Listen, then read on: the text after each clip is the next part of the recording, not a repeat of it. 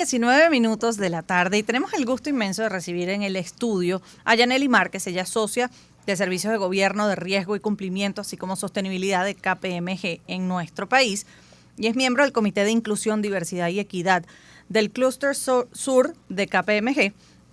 Y también a Adela Vivas, quien es abogada, presidenta de la Asociación Civil Voces Vitales de Venezuela. Y con ellas dos vamos a hablar del liderazgo femenino en nuestro país. ¿Qué espacios están ocupando mujeres que tradicionalmente estaban dominados por hombres? Bienvenidas ambas, es un gusto conversar con ustedes, además poner estos temas sobre la mesa. ¿Quién empieza? Bueno, buenas tardes, un placer. Yanely. Gracias por la invitación. Bueno, es un tema interesante que se esté hablando en la radio, en todos los medios de comunicación. El liderazgo femenino hoy es más allá de un imperativo social. Yo creo que es importante hablar del negocio que es incluir a las mujeres en las empresas. Muy bien eso. Entonces, yo creo que cuando hablamos de negocios y cuando hablamos de los aspectos o los beneficios económicos que tiene el liderazgo femenino, creo que eso puede cambiar la visión de cómo se ve el empoderamiento de las mujeres, ¿no? Hay una cosa que cuando siempre hablamos de feminismo, hay como un mito alrededor de esa palabra, ¿no? Y yo creo que allí podríamos empezar, si te parece, porque cuando hablamos de feminismo y alguien dice yo soy feminista, todo el mundo te mira algo feo, ¿no? Y aclarar que el feminismo es la lucha por la igualdad de oportunidades de las mujeres y los hombres. Ajá. Y no es que estamos pensando que las mujeres somos mejor que los hombres, sino claro, es esa igualdad de oportunidades. Y allí es como ese punto de partida cuando hablamos de feminismo. Hay unos porcentajes, Adela, que son muy interesantes. El 26% de los escaños parlamentarios en el mundo lo ocupan las mujeres. No llegan ni siquiera a la mitad. De los 195 mandatarios, jefes de Estado que hay en el mundo, apenas 28 son mujeres, es menos del 15%. Digamos que es un tema sobre la mesa en el mundo, en líneas generales, ¿no? Sí. Bueno, igualmente agradezco que me hayan invitado hoy y vengo pues en representación de la organización Voces Vitales de Venezuela. Bueno, ya que estábamos hablando de lo que sería pues el liderazgo político, la primera manera pues de ser un líder político es ejerciendo los derechos políticos. Y el más importante de los derechos políticos es el derecho al voto. Y es el derecho al voto el que permite la representación de las mujeres, no solamente en los parlamentos, sino en las distintas instancias del Estado. En Venezuela, bueno, ustedes saben muy bien que el voto se alcanza prácticamente a mitad del siglo pasado. Es en el año 47 que las mujeres votan por primera vez y además votan cuando empiezan a votar los analfabetos y los pobres, porque se acababa de terminar todo lo que era el voto censitario. Entonces yo sí creo que es indispensable que las mujeres se propongan para ejercer cargos políticos en las distintas instancias del Estado. No solamente tiene que ser en el Parlamento, puede ser en cualquiera de los otros poderes, lo que sería poder ejecutivo, poder judicial. Y no solamente el derecho a elegir, sino el derecho a ser electa, porque es cuando eres electa para representar cualquiera de estos cargos políticos que estás en el lugar donde se toman las decisiones y estás en el lugar donde se elaboran las políticas públicas que van a empujar precisamente eso, las situaciones de igualdad, las situaciones de equidad y bueno, todo lo que son las mejoras para el reconocimiento de los derechos de las mujeres. Hablaba Adela Vivas, abogada, presidenta de la Asociación Civil Voces Vitales de Venezuela, y también nos acompaña Yanely Márquez, quien es socia de Servicios de Gobierno, Riesgo, Cumplimiento y Sostenibilidad de KPMG. Hablabas de que era un buen negocio para las empresas tener liderazgo femenino, a incorporar a las mujeres a su equipo de colaboradores. ¿En qué radica? ¿Cuáles son las ventajas de ese liderazgo femenino y cuáles son esas barreras o mitos que tenemos que romper para poder aprovechar la oportunidad que supone su incorporación? Sí. Hay números que hablan de los ingresos de las compañías cuando las mujeres están en la alta dirección. Y esos números han demostrado perdón, que representa entre el 5 y el 20% de ingresos, de más ingresos. Además de las habilidades soft que tienen las mujeres en el manejo de los equipos de trabajo, no solamente buscan integrar, buscan la empatía de los grupos. Y eso trae beneficios porque se trabaja sobre espacios colaborativos y no en espacios separados. Y eso son ventajas muy importantes para las organizaciones. Sí, Yanely. ¿A qué le atribuyes tú la siguiente circunstancia? Uno en las empresas bancarias, financieras o industriales ve que la gerencia está ocupada por las mujeres en un porcentaje muy alto. Las vicepresidencias también. Muy pocas llegan a presidentas de bancos. En este momento creo que hay una en Venezuela. Y muy pocas integran las juntas directivas de los bancos. ¿Por qué? Sí, bueno, son múltiples razones, ¿no? A ver, primero hay una concepción de que las mujeres no están preparadas para ocupar puestos de liderazgo, pero cuando ve uno los estudios universitarios de las mujeres, son las que inclusive tienen más posgrados. Sin embargo, ese lo que llamamos el techo de cristal de por qué las mujeres no ascienden. Muchas cosas tienen que ver con relacionamientos, ¿no? Dónde se hacen negocios y a qué hora se hacen los negocios. Okay. Esos son, por lo general, en las noches. Son espacios masculinos, donde las mujeres normalmente estamos pensando en el cuidado del hogar, el cuidado de los hijos, en hacer las tareas. Y allí en esos espacios no estamos. Y eso podría estar acompañado también de soluciones públicas también para hacer que los hijos puedan estar también lo que llamamos en el anterior, habían políticas públicas relacionadas con los cuidados para que los hijos pudiesen estar, digamos, en horarios más extendidos y la mujer poder incorporarse al trabajo. Pero Adela, tú querías decir algo sobre esto. Yo iba a comentar que efectivamente las cifras en Venezuela muestran que solamente el 1% de las mujeres están en los altos cargos, es decir, son presidentas o están en los consejos ejecutivos, directivos de las empresas. Sin embargo, y que solo el 10% de las mujeres están en las altas gerencias medias, porque aunque es verdad que cuando uno va a cualquier empresa, tanto pública como privada, bueno, la primera ojeada es una masiva presencia de mujeres. Femenina. Esto no sucede cuando tú vas a los espacios realmente de dirección y de toma. Pues, ¿a qué se lo atribuyes? Bueno, se lo atribuyo a varias cosas y coincido con lo que decía aquí mi compañera. Por una parte, las mujeres tienen lo que se ha conocido siempre como el techo de cristal y el piso pegajoso. Entonces, como usted... ¿Cuál es ese? El piso pegajoso es lo que te ata a tierra y es lo que no te permite pues ascender, y entre otras cosas es por las labores de cuidado que tradicionalmente están en manos de mujeres. No solamente es labores de cuidado de los niños, es labores de cuidado de ancianos, es labores de cuidado de familiares, pues. Y estos además, los trabajos de cuidado no solamente son menos reconocidos desde el punto de vista de la remuneración, sino que son menos apreciados y por esa razón están prácticamente en las espaldas de las mujeres. Otra cosa que yo quería decir es que efectivamente se ha hecho un enorme esfuerzo por promover ese liderazgo a los espacios más altos, y en ese sentido, bueno, se trata de ver de cómo se fractura ese techo de cristal. Pero sí quería también comentar que en el caso, por ejemplo, venezolano, porque estos dos temas que ustedes están diciendo, que estamos hablando, techo de cristal y piso pegajoso, funciona dentro de lo que es el ámbito corporativo, pues, todo lo que tiene que ver con ese empleo formal.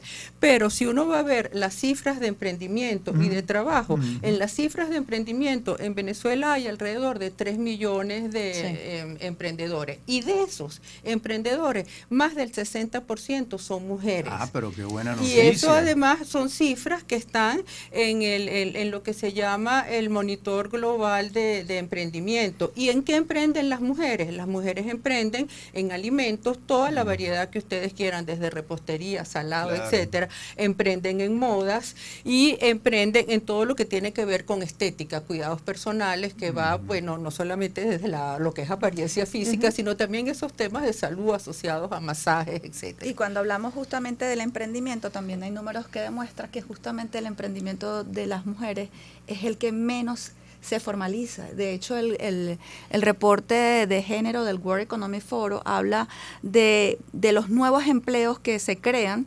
De los 5 nuevos empleos que se crean, 4 son para mujeres, pero en informal, en el mercado informal.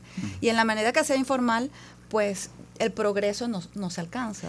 Ahora, nos corresponde hacer una pausa, escuchar algo de música y retomar esta conversación, pero me gustaría dejar en el aire su posición con respecto a algunas medidas que se han tomado para lograr tener mayor representatividad, no solo en el ámbito político, sino en el ámbito empresarial, económico, y es el tema de las cuotas. ¿Están o no de acuerdo con las cuotas como un mecanismo para lograr esa igualdad de oportunidades que estamos buscando las mujeres? 1:30 minutos, escuchamos a Karol G con S91 y ya venimos con más de Buenas Tardes. Sonidos que te llenan de alegría en todo el país. Circuito Onda. Onda 107.9 en Caracas. Onda 104.5 en Barquisimeto. Onda 91.5 en Puerto La Cruz. Onda 107.3 en Maracaibo. Onda 103.5 en Ciudad Bolívar. Turismo 105.5 en Vargas. Onda 90.3 en Acarigua. Sonidos con identidad al alcance de tus oídos. Supernova 103.9 en Guarenas. Onda 96.3 en Maturín. Onda 105.3 en Mérida. Onda 100.9 en Valencia. Onda 105.1 en Margarita. El entretenimiento al ritmo del mundo. Así somos. Circuito Onda. La superestación.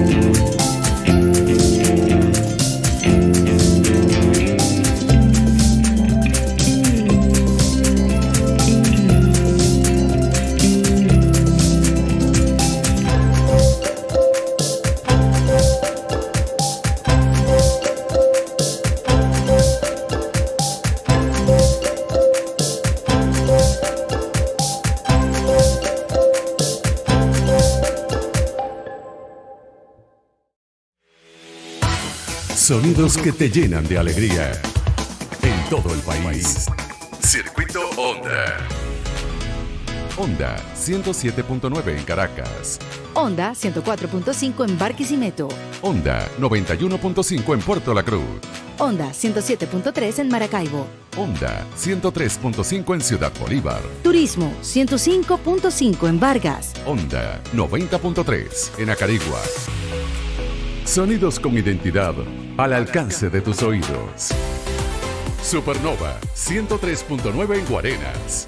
Onda 96.3 en Maturín. Onda 105.3 en Mérida. Onda 100.9 en Valencia. Onda 105.1 en Margarita. El entretenimiento al ritmo del mundo. Así somos. Circuito Onda. La superestación.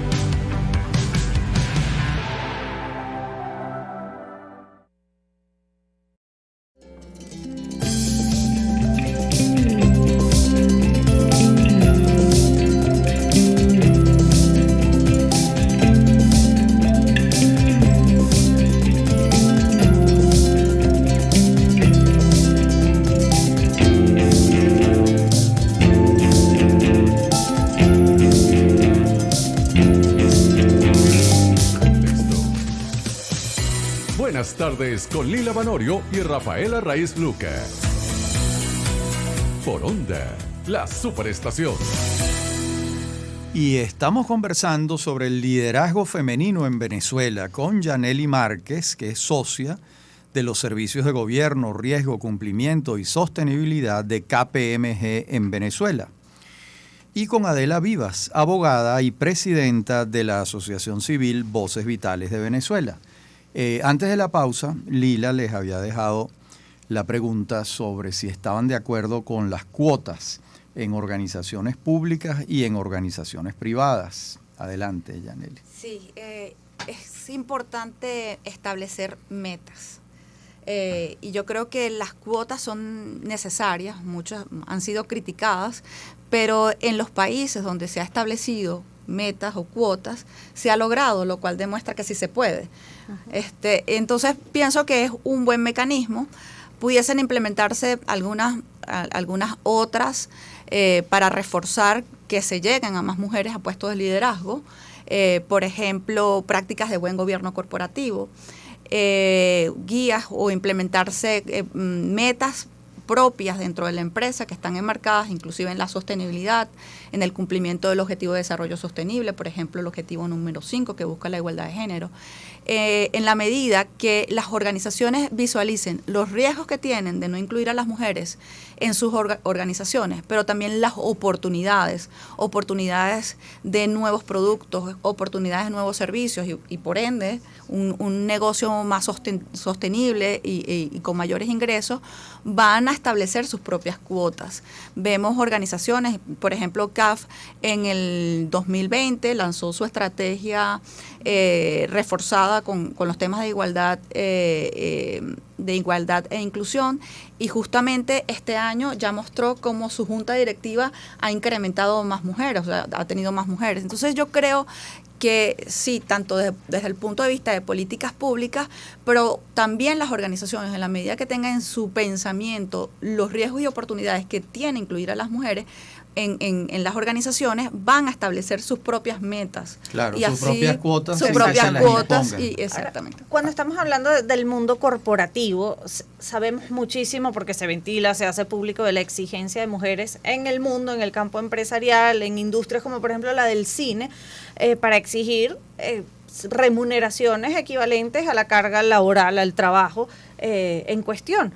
Eso en Venezuela, según cifras, se habla de una brecha salarial del 21%. Eso es muchísimo. ¿Cómo se puede mejorar, acortar esa brecha salarial? ¿Qué paradigmas hay que romper en los empresarios tradicionales para ceder a estas cosas que se están haciendo y quizás ni siquiera somos conscientes de que se está manteniendo una brecha salarial? Eso no es a propósito, pero se sigue haciendo. Adela. Sí, quería decir que en relación con la pregunta anterior, es decir, con las cuotas en los distintos cargos, no solamente corporativos, sino de representación política, yo sí creo que es necesario que haya cuotas hasta tanto pues se establezcan unos estándares. Las cuotas son una deuda pendiente con muchas de las mujeres. Y además, por supuesto, en Venezuela no se cumplen las cuotas. Y cuando se cumplen de una manera, vamos a decir, disfrazada. Por ejemplo, en el caso político, tú ves que de repente las mujeres se incorporan en las distintas planchas, pero las incorporan en puestos que se sabe a conciencia que no son puestos salidores. Entonces yo no hago nada con que me pongan en el puesto, qué sé yo, número 8 de un consejo municipal o de una diputación, etcétera, etcétera, si las cuentas no van a dar. Entonces, el sistema de cuotas hay que verlo también con cierta, vamos a decir, picardía. Por otra parte, yo en relación con la brecha salarial, efectivamente, no solamente que hay una enorme brecha salarial, sino que las mujeres en general hacen los trabajos peor remunerados, que son los trabajos, como decía antes, de cuidado. Y cuando uno ve, por ejemplo, en las carreras STEM, ustedes saben que las carreras STEM son aquellas que están relacionadas con ciencia, tecnología, matemáticas e ingeniería. Bueno, el déficit, no solamente en Venezuela, en el mundo entero, de mujeres en las carreras STEM es bárbaro. Entonces tú ves que efectivamente hay una enorme incorporación de mujeres a las universidades, hay una enorme incorporación de las mujeres a los posgrados, hay una enorme incorporación de las mujeres en los mercados, en los distintos ofertas de trabajo, pero no en los cargos que efectivamente son los que tienen la mejor remuneración, porque las mujeres en general, salvo que, bueno, y yo creo que en la medida que se hagan campañas que empujen a que estudien en estos, digamos, estas materias, bueno, escogen otro tipo, pues, de profesiones, por decirlo de alguna manera. Sí es verdad, y tú misma acabas de comentar que, por ejemplo, qué sé yo, en la industria del cine, en este momento, bueno, está el fenómeno Barbie, pues, dirigido por una gran mujer que apenas llega a los 40 años y que además es una exitosísima directora de 3 películas anteriores. Pero, bueno, todavía sigue siendo absolutamente singular, pues. A ver, una pregunta para ambas. En el mundo corporativo y en el mundo político, en las sociedades organizadas, cada vez más cuentan mucho las habilidades blandas. Tú no ganas nada con ser un ingeniero con altas calificaciones si no sabes relacionarte con las personas, por ejemplo. ¿Se pudiera decir que las mujeres están mejor entrenadas para las habilidades blandas que los hombres? Volvemos otra vez, no estamos hablando de mejor, sino de buscar la igualdad, ¿ok? Cuando hablamos de las habilidades innatas que tienen las mujeres, pues los hombres también tienen sus habilidades innatas. Y allí la importancia de esto es un complemento. Por bueno, eso, entonces la pregunta sería, dentro de las habilidades innatas de las mujeres, pues no quiero que te me vayas, ¿las blandas están incluidas? Es que hablamos de temas de relacionamiento, de cómo nos relacionamos, los temas de cómo manejamos los grupos de trabajo. Esas son habilidades que tienen las mujeres y que son necesarias en cualquier equipo de trabajo. Entonces, yo repito, y no era la idea de escaparme, ¿no? Sino que es tan importante el complemento en un equipo de trabajo. No estaría bien una organización si es solo mujeres, sino que tiene que haber ese complemento de hombres y mujeres para que haya un éxito en una organización. Y yo quería también agregar algo al tema de la brecha salarial, que a veces las organizaciones no se dan cuenta es porque no se mide. Y lo que no se mide no se puede gestionar. Por eso hay herramientas fundamentales y herramientas que se disponen hoy en día para que las organizaciones analicen cuál es su brecha de género, brecha salarial, y poder identificar y tomar acciones para eso. Las organizaciones también tienen diferentes herramientas. Por ejemplo, Naciones Unidas tiene una guía que se llama Los Principios del Empoderamiento de las Mujeres, donde hoy en Venezuela la comunidad son 38 empresas signatarias que estamos trabajando en una agenda para lograr que más organizaciones se unan y a través de esta guía poder hacer un diagnóstico de brecha de género, y también en la caja de herramientas está justamente estas alternativas que existen para determinar las brechas salariales. Hablaba Yanely Márquez, pero Adela, te quería preguntar, porque has hecho referencia en varias ocasiones, Adela Vivas, abogada, presidenta de la Asociación Civil Voces Vitales de Venezuela, de ese trabajo de cuidado que por lo general asumen las mujeres, que no es remunerado, que es desgastante y que a lo mejor se convierte en un obstáculo en tener que escoger entre hacer una cosa u otra, entre atender a un familiar o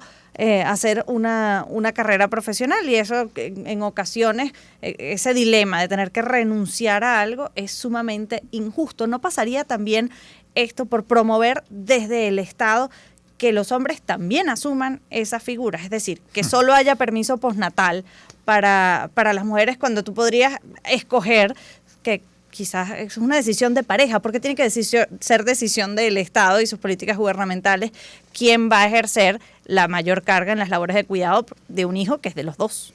Sí. Bueno, efectivamente, yo sí creo que hay una carencia, pues, en el desarrollo de políticas públicas que alienten que las labores de cuidado no solamente pasen por algunas responsabilidades y algunas medidas que tome el Estado para lo que es la atención de los niños, lo que es la atención de los ancianos y la atención de los enfermos, por supuesto. Yo creo que ahí hay una enorme carencia. Y creo que efectivamente los hombres, pues, en general, y eso es lo que se llama las nuevas masculinidades, eso es lo que se llama nuevas maneras, pues, de enfrentar una situación familiar, una situación de pareja. Claro, en el caso, por ejemplo, concreto que tú decías de los permisos pre y postnatales, bueno, hay un elemento de biología, pues, por decirlo de alguna manera, que es el parto, el amamantamiento y los 3 meses o los 6 meses que correspondan. Es verdad que muchas legislaciones más avanzadas que la que nosotros tenemos aquí autorizan también a que el padre dedique mucho más tiempo del que dedicamos nosotros a lo que es el complemento, pues, lo que es esa conciliación familia-trabajo, pues, que esos son temas que están también más que estudiados, más que elaborados. Conciliar lo que sería el trabajo remunerado con el trabajo, pues, de atención de la familia, que es responsabilidad de la sociedad, porque, digamos, la familia tiene la composición que tiene. De hecho, en Venezuela nuestra legislación tiene 14 días para que los hombres tomen sus permisos parentales. El mayor reto que existe es que normalmente no se lo toman. Los hombres tienden a callar y no tomarse esos 14 días. Sí. Entonces, allí es la importancia de cómo las organizaciones crean políticas para asegurarse que los hombres se tomen por lo menos estos 14 días de ley, ¿no? Hace poco la Unión Europea leí que han surgido algunas sentencias judiciales que establecen un salario para las mujeres que se desarrollan desarrollan el cuidado del hogar. Eso es un camino interesante también. O sea, que se reconozca que eso es un trabajo y que tiene que ser remunerado, ¿no? Eso es un trabajón, no es que es un trabajón. Pero pensemos que reconocido en Venezuela desde los años 70. Hay una famosísima sentencia, Yolanda Poleo de Báez, en un caso de divorcio, que le reconoce una remuneración a ese trabajo de lo que sería el trabajo del hogar, pues. Y eso sí está reconocido aquí, bueno, sobre todo en muchos de estos casos en los casos de divorcio, pues. Claro, pero es que sin la tarea de los cuidados nosotros no estaríamos aquí. Por supuesto. Sí, es tan importante que los médicos no serían médicos, o sea, definitivamente debe establecerse una remuneración y una coordinación pública para atender lo que es las actividades de los cuidados. Pero eso no lo puede asumir el Estado, obviamente. Bueno, es que parte viene desde las empresas son, digamos, un papel protagónico en lograr la igualdad o la paridad de género, pero los estados tienen también que asumir políticas públicas para ayudar al tema de los cuidados. Por ejemplo, si vemos en sociedades más avanzadas, el cuidado de los ancianos, hay personas remuneradas para que vayan a los hogares de los ancianos a limpiarlo, a preparar alimentos, mientras las personas que están en activas, edad productiva pueden ser ir a productivas. trabajar. No, pero entonces, sí hay una responsabilidad del Estado, o sea, y es una responsabilidad además constitucional que va desarrollada en las distintas leyes. Cuando uno examina la ley de educación, la ley de salud, etcétera, etcétera, hay una responsabilidad, por ejemplo, para lo que sería las guarderías. Pues las empresas tienen una obligación de guardería cuando tienen un cierto número de mujeres empleadas, pero esa también es una responsabilidad del Estado. La atención de los niños en los colegios, la atención de su alimentación, hay una serie de medidas que son complementarias y que son necesarias también para salir de la pobreza. No, eso está bien, está claro, pero en un estado con las dificultades del nuestro, por ejemplo, nada de eso se cumple. Imagínense que un profesor universitario gana $6 o $18 mensuales. Pensar en Venezuela, en que el Estado va a asumir algo de eso, es una quimera, me parece. Hay que hacer el reclamo, pero hay que buscar otros caminos. Pero fíjate que cuando uno ve este mismo estudio del World Economic Forum de la brecha de género, Nicaragua ocupa el puesto número 7 de avanzar en la brecha de género. Ocupa más del 80% del cierre de brecha. O sea, estamos hablando de un país de Latinoamérica. Claro. O sea, que ¿Pero en el orden definitivamente público o privado? es en general, en total, porque ese indicador tiene varias medidas, pero Ya. en total Nicaragua ocupa el puesto número 7. Pero también- Costa Rica está entre los primeros 20. Sí, claro, sí. Entonces, definitivamente se puede. Nosotros pues tenemos muchísimos retos, pero también oportunidades que debemos tomar para avanzar en este camino. Y yo creo que más aún en un país como el nuestro, porque cosas como esas permiten romper el círculo vicioso de la pobreza, en la medida en la que la mujer siente que puede ser productiva, no tiene la necesidad de quedarse en casa atendiendo a sus hijos, puede en efecto ir, ganar dinero, brindar mayores oportunidades, mejor educación y probablemente salir de esas circunstancias en las que está sumido actualmente. Así que creo que termina beneficiándose todo el mundo, aunque inicialmente pueda Es un buen ser negocio. concebido como una carga para el Estado. Pero lamentablemente hemos llegado al final de esta conversación, porque nos corresponde despedir esta hora de programa, pero queremos agradecerle muchísimo a ambas que se hayan acercado para poner sobre la mesa estos temas. A Yanely Márquez, socia de Servicios de Gobierno, Riesgo, Cumplimiento y Sostenibilidad de KPMG en Venezuela, y a Adela Vivas, abogada y presidenta de la Asociación Civil Voces Vitales de Venezuela. Muchas gracias por venir. Hasta luego, muchas gracias. Y a la 1:50 en punto despedimos esta primera hora, pero ya venimos con más para volver a decirles buenas tardes. Buenas tardes, claro que sí.